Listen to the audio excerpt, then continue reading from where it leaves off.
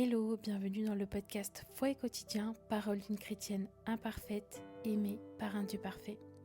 Aujourd'hui, je voulais prendre un temps spécial pour faire une sorte d'hommage à toutes les mamans, celles qui donnent la vie, celles qui portent des enfants dans la foi, celles qui transmettent à travers amour et obéissance et qui incarnent finalement ce rôle-là. Et peut-être que tu n'as pas d'enfant biologique et pourtant, tu es une mère dans le regard de Dieu. Et moi, je voudrais dire qu'être mère, c'est pas seulement être maman par le fait d'accoucher. Vous voyez ce que je veux dire ? Je crois que c'est vraiment plus qu'un statut. Et il y a plusieurs façons d'être mère. Il y a plusieurs formes, entre guillemets, de maternité. Et je crois qu'elles sont toutes précieuses aux yeux de Dieu. Parce que comme on le sait, Dieu est souverain et que lui-même et lui seul connaît les plans qu'il a décidés pour nous. Et je crois qu'il y a plusieurs types de mamans. Il y a la maman biologique, celle qui va nous porter et nous mettre au monde. Il y a la maman adoptive, pour certains, qui va aimer, qui va accueillir un enfant par choix, par cœur, par acte légal reconnu. Il y a la maman spirituelle qui va intercéder, qui va enseigner, qui va transmettre des valeurs du royaume en fait. Et il y a les belles mamans qui vont aimer et soutenir les enfants que la vie lui a confiés, que ce soit une belle maman parce que des parents sont divorcés ou une belle maman, quand tu te maries, t'as une belle maman quoi. Donc je crois que peu importe le rôle que l'on joue en tant que femme, Dieu nous appelle à être une source de vie. Et j'avais bien aimé cette phrase de Pamela Wagner-Belleville qui dit « Être une maman, c'est cajoler, consoler, gronder, chatouiller, enseigner, pleurer, encourager, élever, aider, jouer, s'inquiéter, essayer, échouer, recommencer, fatiguer, soigner, rassurer et bien plus.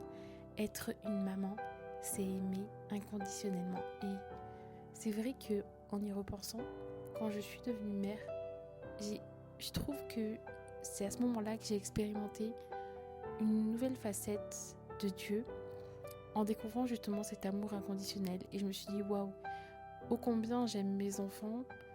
Je me dis, waouh, le Seigneur aime plus que nous en tant que maman et pourtant j'éprouve un amour tel pour mes enfants que je me dis, waouh, ça veut dire que le Seigneur m'aime d'une force vraiment. Bref. Et même plus, parce que la parole dit que même si une maman ou un papa, enfin des parents abandonnent leur enfant, le Seigneur ne l'abandonnera jamais. Donc en fait, c'est un amour qui transcende tout, un amour qui est plus fort que tout. Et bref, voilà, je me suis dit waouh, juste waouh. Dans la Bible, on peut lire le témoignage de plusieurs mères aux 1000 visages. Elles ont des parcours de vie différents et du coup je me suis dit que pour la fête des mères ce serait pas mal qu'on en parle ensemble. Bien évidemment ça va être on va survoler, je vais pas tout raconter, mais je crois que c'était important de zoomer un peu sur les femmes parce que ouais, c'est important et c'est la journée qui est propice à ça finalement. Tout d'abord il y a la première mère, donc vous la connaissez tous, Ève. La mère de l'humanité. Elle n'a eu aucun modèle, elle n'a eu aucun exemple, et pourtant c'est elle qui va ouvrir la voie de la maternité. Son nom hébreu signifie vie ou vivre, et dans Genèse 3 verset 20, Adam va la nommer Ève, car elle est la mère de tous les vivants. Et même après la chute, même après la désobéissance, Ève va continuer d'accomplir le plan de Dieu, c'est-à-dire peupler la terre.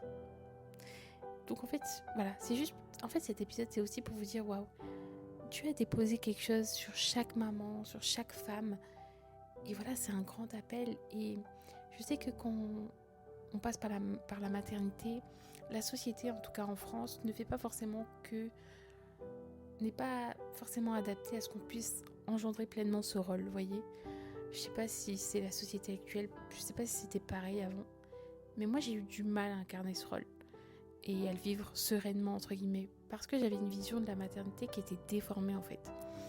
Et voilà, juste pour dire que faut pas culpabiliser. quand on passe par la maternité, c'est une nouvelle saison qui s'offre à nous. Et forcément, il y a plein d'ajustements à faire. Et voilà, juste pour vous rappeler que vous êtes importante et que voilà, ne méprisez pas ce que vous faites au quotidien avec vos enfants parce que c'est important en fait. À travers vous, Dieu sème dans la vie de vos enfants. Dieu sème dans la vie de votre mari. Et ouais, c'est ultra important et c'est nécessaire. Donc vous êtes ultra importantes les mamans, sachez-le. Ensuite, il y a Sarah. Sarah, j'avais noté la mère qui a attendu. Dans Genèse 11, verset 30, on peut lire « Sarai était sans enfant, car elle ne pouvait pas concevoir. Et pourtant, Dieu a fait une promesse à Abraham qui lui disait « Il aura une descendance aussi nombreuse que les étoiles. » Et le nom de Sarai, qui signifie princesse, d'ailleurs, c'est joli, n'est-ce pas? Et Dieu va la renommer en Sarah, qui va signifier femme noble. Et je crois que c'est un exemple de persévérance et comme quoi on suit un Dieu de l'impossible. Cette femme, Sarah, elle a attendu 25 ans. 25 ans avant de voir la promesse de Dieu s'accomplir. Et enfin, enfanter Isaac. Sa foi, je pense qu'elle a été éprouvée. Mais sa fidélité, quelque part, elle a été récompensée. Et je crois que moi, je ne connais pas les plans de Dieu pour toutes ici et celles qui vont m'écouter. Je ne sais pas par quoi tu passes et je ne sais pas si tu vis de l'infertilité. Moi, j'ai cru que j'allais pas avoir d'enfant pendant 8 ans. Et 8 années, pour moi, ça a été énorme. Alors, je me dis 25 ans. Et je sais qu'il y a des femmes qui ont eu ce fardeau à cœur et qui n'ont jamais pu enfanter. J'ai vu des témoignages comme ça et je me dis que Dieu est souverain et qu'il sait pourquoi et comment. Mais c'est vrai que nous, à notre niveau, on ne comprend pas toujours en fait ce qui se passe, pourquoi. Et je me mets à la place de Sarah et je me dis waouh, pendant 25 années, tu es là, tu fais confiance quelque part à Dieu. Et en même temps, elle va rigoler. Donc bon, voilà. Mais voilà, ça veut dire que pendant 25 ans, ta fidélité quelque part a été récompensée. Et la promesse de Dieu va s'accomplir, quoi. Et en même temps, bon, on connaît l'histoire. Sarah, elle va donner Agar à Abraham parce qu'elle va vouloir faire quelque part accélérer le plan et la volonté de Dieu. En fait, elle voulait que son mari ait un enfant. Et il faut savoir qu'à l'époque, dans la société, c'était une malédiction que de ne pas avoir d'enfant. Donc il y avait ce poids, vous voyez, un peu comme aujourd'hui quand on vous dit à tel âge vous devez être marié, à tel âge vous devez avoir des enfants, bref. Donc voilà, c'était pas entre guillemets la norme que de ne pas avoir d'enfants. Ou alors on associait ça avec une malédiction familiale ou voilà. Et pour un homme, il fallait avoir une descendance, pardon. Donc il y avait un poids, vous voyez ce que je veux dire. Ensuite, il y a du coup Agar, donc la mère qui a enduré parce que donc Agar c'était une servante égyptienne qui a été donnée à Abraham comme seconde épouse et c'est Sarah qui va faire qu'elle va tomber enceinte et suite à ça elle va être rejetée et maltraitée par Sarah. Elle va s'enfuir et Dieu va la rejoindre dans le désert et par l'ange de l'Éternel il va lui dire que sur elle il y a une grande descendance par son fils Ismaël. Et en fait, elle va l'appeler le Dieu qui me voit. Et je crois que même quand tu es rejeté, voilà, même quand, je sais pas, tu peux être une mère célibataire ou voilà, ça s'est pas passé comme tu aurais prévu. Peut-être que tu avais ce truc de vouloir fonder une famille et que ce soit le père, la mère, les enfants et ça s'est pas passé comme toi tu l'avais imaginé. Je crois que à travers Agar on peut penser à ça en fait, à cette situation là. En fait, elle a été donnée en seconde épouse. On lui a dit vas-y fais un enfant parce que Sarah n'y arrivait pas et je comprends. Je comprends. Et en même temps on voit la entre guillemets la faiblesse humaine qui va essayer d'à tout prix chercher une solution par elle-même, vous voyez. Et après, comme ça va pas aller dans son sens, elle va vouloir faire fuir. Enfin, après, bon, il y avait du mépris, mais bon, bref. Vous voyez ? Et je me dis, waouh, ça veut dire que même quand tu te sens exclu, même quand tes plans ne se sont pas passés comme prévu, Dieu veille sur toi. Et quand elle va partir dans le désert quand même, et Dieu va aller jusqu'à dans le désert pour lui dire non, il y a quelque chose sur toi, il y a une grande descendance qui va arriver sur toi. Donc, si tu es une mère célibataire, que tes plans ne se sont pas passés comme prévu, que c'est difficile, je crois que Dieu veille sur toi. Et je crois que Dieu honore ta maternité et que voilà, ton rôle est important et tu n'es pas moins que. Vous voyez ce que je veux dire ? Ensuite, vous avez Rebecca, la mère qui a cru. Rebecca, elle va quitter son pays pour suivre la volonté de Dieu. Et elle va épouser Isaac. Elle va faire preuve d'une foi remarquable. Elle va prier avec son mari et Dieu va lui donner 2 fils, Jacob et Ésaü. Mais elle va aller jusqu'à orchestrer une stratégie pour que Jacob reçoive la bénédiction. Et ce choix, qui est controversé, va pourtant conduire Jacob à devenir Israël, le père des 12 tribus. Donc, je ne sais pas si vous voyez l'impact quelque part qu'ont les femmes quelque part. Elles changent quand même des... Enfin voilà, elles font bouger des choses, il y a des choses qui se passent quoi. Je veux dire qu'on est importante en fait, faut pas se minimiser en tant que mère, on a un impact énorme sur nos enfants. Donc nous devons être vigilantes quant aux paroles qu'on proclame sur nos enfants, quant à notre éducation, quant à la foi qu'on transmet à nos enfants. Et voilà, on est appelé à être des lumières et aussi des lumières dans notre foyer. Ensuite, vous avez Rachel et Léa, les mères qui ont dû partager. Bon, vous connaissez peut-être l'histoire de Jacob. Jacob, il va pour épouser Rachel. Mais il est trompé par Laban et du coup, il va devoir épouser l'aînée. Il y en a une qui est fertile, l'autre qui l'est moins. Et voilà, Léa elle va être bénie par la maternité, mais Jacob il aime Rachel. Et il y a une tension qui va naître entre les deux, parce que elles vont être entre guillemets rivales. Une arrive à enfanter, l'autre est belle mais elle n'arrive pas à enfanter. Et Jacob il en aime une, mais il y en a une qui lui donne des enfants quoi. Enfin, donc voilà. Et à la finalité il y a quand même les deux qui vont devenir mères. Et voilà, ça va être... elles vont jouer un rôle important pour Israël. Léa va enfanter Judas, l'ancêtre de Jésus, et Rachel va donner naissance à Joseph. Donc, je veux dire, voilà. Même dans le fait que ça se passe pas comme prévu, et là, on peut voir aussi les liens. Bref, on voit plein de choses. En vrai, je pourrais aller encore un peu plus en profondeur dans toutes ces histoires de la parole, mais je referai plusieurs épisodes. J'essaie de pas tout dire dans tous les épisodes, mais je vous invite vraiment à relire chaque histoire de la parole parce que vraiment, il y a plein d'enseignements qu'on peut retenir de toutes ces femmes, de toutes ces mères, de toute leur vie, de leurs histoires, de leur combat finalement. Après, il y a Anne. Moi, j'aime beaucoup Anne, la mère qui a tenu sa promesse. Anne, elle va souffrir de stérilité. Et en plus, elle va être moquée par Pénina, la seconde femme de son mari, parce qu'à l'époque, c'était très courant. Et donc, chaque année, elle va au temple et elle pleure en fait en suppliant Dieu de lui donner un enfant. Et un jour, Dieu va lui répondre et elle va mettre au monde Samuel. Et elle avait fait une promesse à Dieu que de le consacrer totalement à Dieu.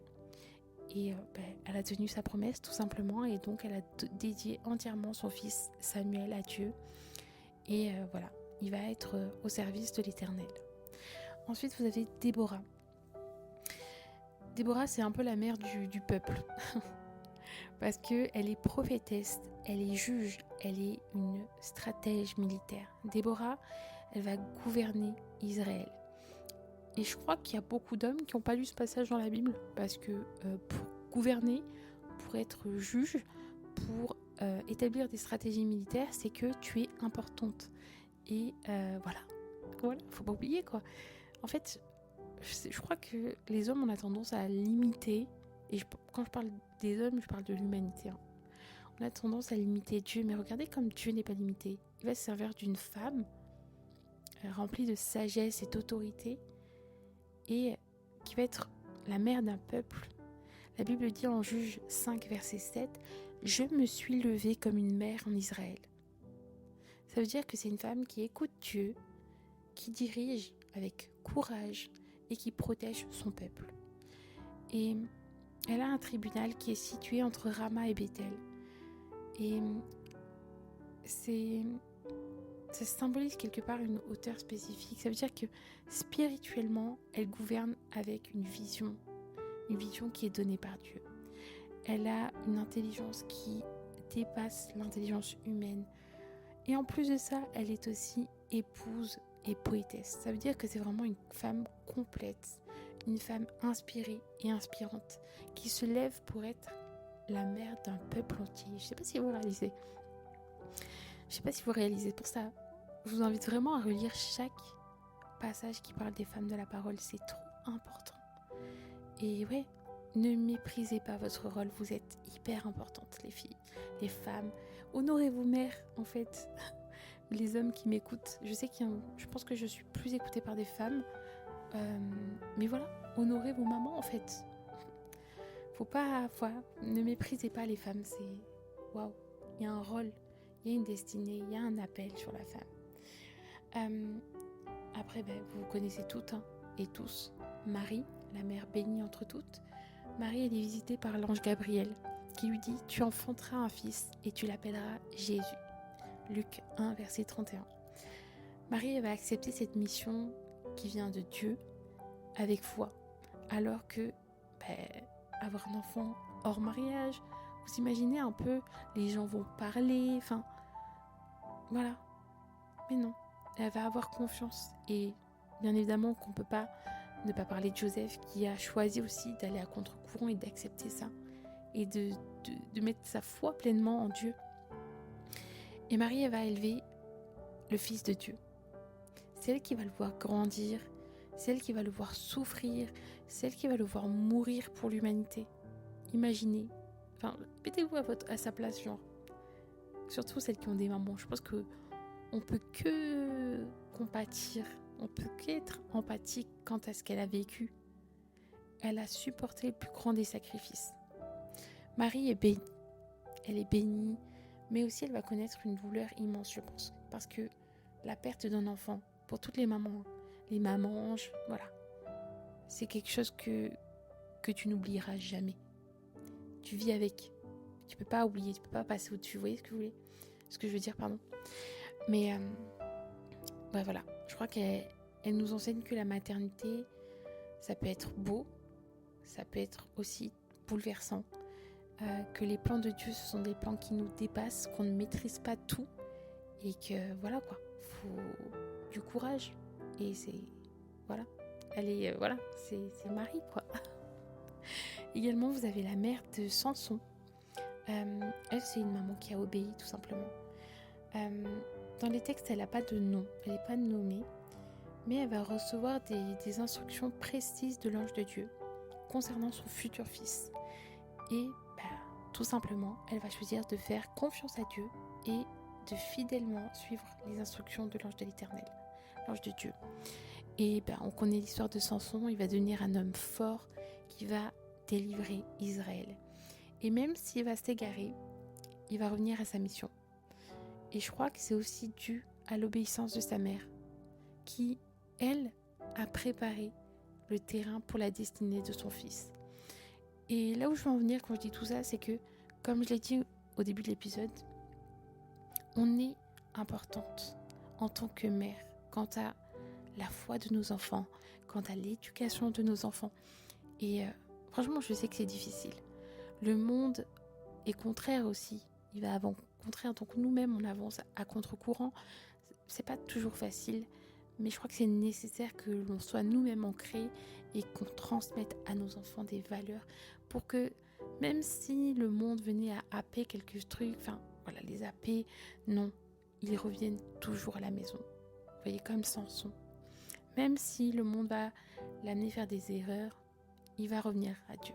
Il va revenir, va se repentir. Vous voyez ?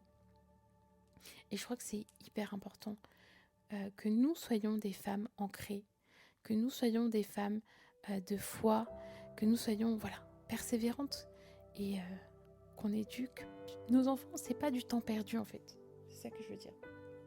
C'est pas du temps perdu.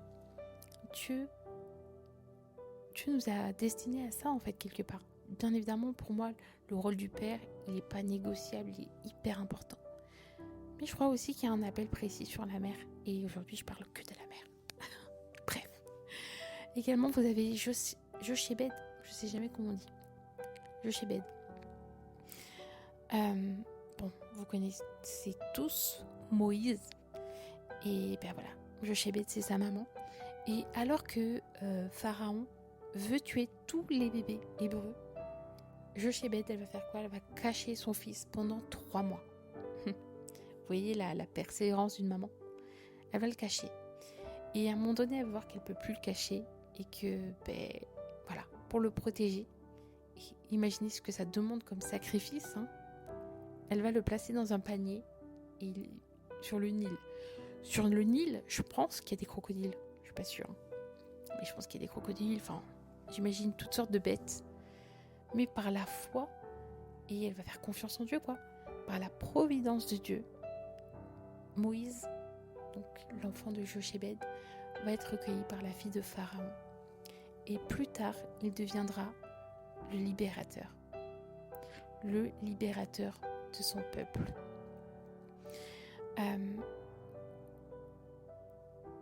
Je ne sais pas si vous réalisez le courage qu'il faut à une mère pour poser un tel acte de foi. C'est-à-dire mettre ton enfant sur le Nil dans un petit panier en osier ou je ne sais quoi et le laisser vaquer en espérant qu'il soit sauvé. Voilà. Et heureusement qu'elle l'a fait, c'est un acte de foi qui a changé l'histoire. Donc, voilà quoi. C'est important. Tous nos actes en fait en tant que mère ont une importance. Comment tu te comportes avec ton mari, ça a une importance quant à ce que tes enfants voient aussi, vous voyez, et vice versa. Mais voilà, c'est un rôle qui est important et il faut pas le mépriser. Et je sais que c'est pas facile la maternité aussi. Il y a beaucoup de bouleversements, le corps, les émotions. Parfois on peut être frustré. Enfin bref, voilà. Moi, ce que je voudrais dire aujourd'hui, c'est que peu importe ton parcours, peu importe ton titre, que tu sois une mère spirituelle, une mère biologique, une mère adoptive, bref, peu importe, Dieu t'a choisi. Et à travers toi, il veut faire émerger une génération zélée dans la foi. Et Dieu a besoin d'instruments pour agir, bien qu'il peut tout, mais voilà. Je crois qu'il a besoin de femmes courageuses, de femmes aimantes, empathiques et surtout ancrées dans la foi pour transmettre. Et moi, j'ai envie de déclarer sur ta vie que tu es une mère selon le cœur de Dieu. Et je veux bénir Dieu pour ta bouche, tes bras, ton cœur, ton ventre, physique ou spirituel. Je prie que tu sois renouvelée, encouragée et portée par l'Esprit et la paix de Dieu en fait. Que le Saint-Esprit renouvelle tes forces chaque jour parce que tu es précieuse, tu es appelée et tu es vue. Dieu a besoin de toi. Dieu t'utilise puissamment pour bénir les autres, toutes les personnes qui t'entourent. Que ce soit chez toi, dans ton foyer, que ce soit dans la rue, quand les gens te croisent, quand tu vas déposer ton enfant, bref. Je crois que tu es un instrument précieux entre les mains de Dieu. Moi, ce soir, je veux déclarer sur ta vie que tu es féconde en Jésus. Je bénis ton rôle, ton cœur, ton appel. Je prie que tu sois renouvelée, entourée, fortifiée. Seigneur, je te remercie pour toutes ces femmes, qu'elles soient mères, en attente, en souffrance ou en mission. Viens les visiter, Seigneur. Fortifie-les, bénis-les, console-les si nécessaire. Renouvelle leurs forces chaque jour. Je te recommande leurs enfants, leurs projets, leurs promesses. Je prie que tu fasses d'elles des colonnes dans ta maison. Je te rends gloire pour leur vie. Que ta gloire soit visible à travers elles. Dans le nom de Jésus. Amen. Si cet épisode t'a parlé, n'hésite pas à le partager à une maman, voilà, ou à une maman en devenir, bref, à une femme dans la foi, une mère spirituelle. Je prie pour vous en tout cas. Si vous avez besoin de prière, n'hésitez pas à commenter. D'ailleurs, sur Spotify, ils ont changé un peu, mais maintenant on peut commenter et échanger davantage. Donc ça, c'est top pour avoir une discussion et voilà, dans la continuité, ça c'est top. Je voulais vous remercier pour vos abonnements parce que je pense que plus il y a d'abonnements, plus il y a de notes aussi, et plus le podcast est répertorié et trouvable quoi. Donc voilà, merci beaucoup et soyez bénis en ce jour.